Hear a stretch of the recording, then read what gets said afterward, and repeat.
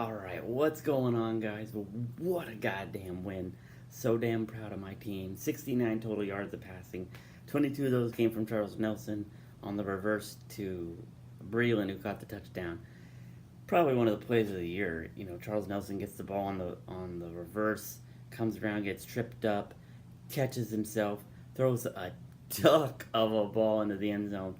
Breland, former basketball player in high school, goes up, grabs it, and brings it down, basketball rebound style. Just a freaking amazing play on both ends.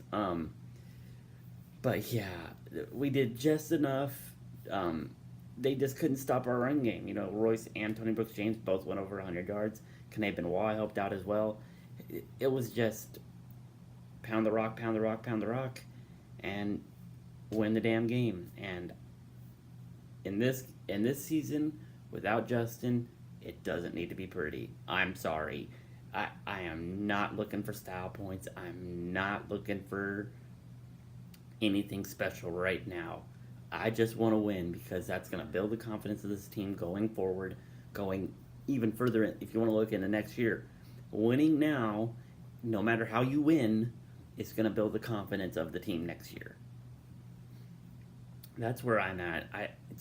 This season was never going to be something special. I mean, it's special to rebuild and it's special, to start that process, but it was never going to be, a 10, 11, 12 win season where you're contending for something. You're going to be lucky if you double your win total. If you double your win total. We still have a chance to do that if we somehow sneak up and get Washington. Arizona's looking like no gimme, but we still have that opportunity, even with losing Justin for 4 or 5 weeks. That to me is like how we have that possibility is beyond me. So I'm really, really happy with where this team sits. Defensively, I could not be more pleased. This defense is so damn opportunistic and steps up at the just exact moment you need them to. Arizona State, the season had just been getting started. They were just getting in their groove, and we had the lead late, and down to the last possession, and Arizona State goes down and gets the game winner. That happens in football. Goddamn, look what happened in Tennessee last night. Freaking Tennessee up 26-21, and Kentucky gets the ball back with 4 minutes left, drives down the field and scores. And then Tennessee's 3 yards short of winning it again. So football is a game of inches. You're gonna have games like that, and this team is so damn young. New coaching staff. God, but Utah, something had to give. Both teams coming off 3 straight losses. We were at home, had a little bit of advantage there. The return of Darren Carrington to Autzen.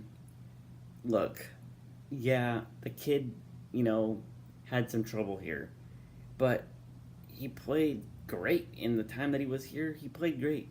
Maybe a little bit of, what would you say, underachievement, but to me, he's still a really damn good receiver, and playing 3 out of his 4 years in college at Oregon,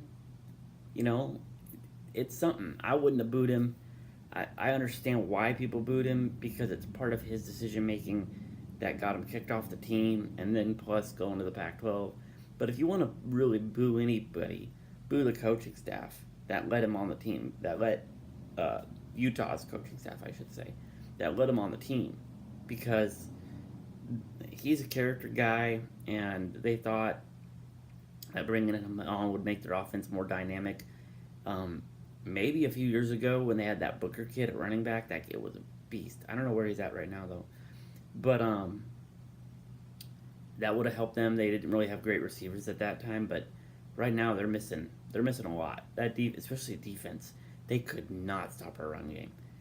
On to Washington. By the way, really, really, really happy we beat Utah. It feels so nice to sit now 5 wins, go into Washington. With, in my opinion, a really good chance to beat these guys. I'm not saying we're going to do it, but they definitely aren't playing their best football right now. and we're just hitting a stride that I feel like defensively, especially, we can contend with these guys. I'm not saying it's gonna happen, but don't be surprised if it's a game. Last year was last year, and that's fine.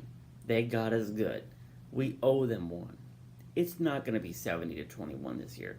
I'll put money on that. Anybody wants to bet me money? This is not. This is a game we don't lose. This game, if Justin plays, I'll put that caveat on there.